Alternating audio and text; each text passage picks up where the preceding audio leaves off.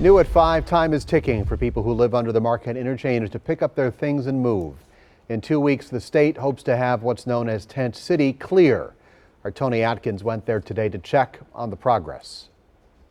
Life under a bridge. It's a reality for many people living in Milwaukee, but it's a life that no one ever expects to live.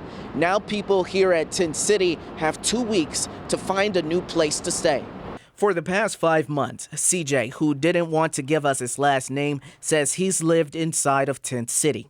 He's here now, but he's planning his next move. We all kind of knew it was coming, but to have a definitive date was actually really depressing. CJ is one of about 90 Tent City residents who was served this notice to vacate about 2 weeks ago.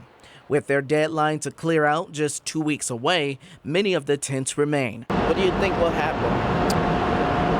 I honestly don't know. When notices were served here about 2 weeks ago, about 90 people were estimated to live here in Tent City. The county says they've secured space for each resident here under the bridge, and about 25 people have already found that temporary housing, but 65 people are still here in the area. Say if some folks choose not to move, then what happens? What can we do?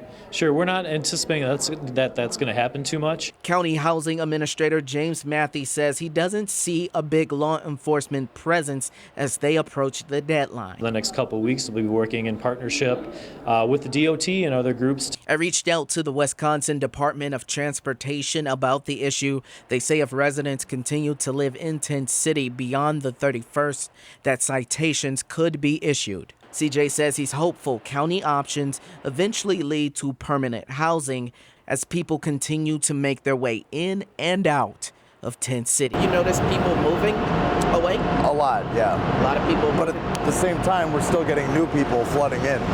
So, I mean, nothing's really changed. A change CJ eventually hopes to see. Reporting downtown, Tony Atkins, today's TMJ4.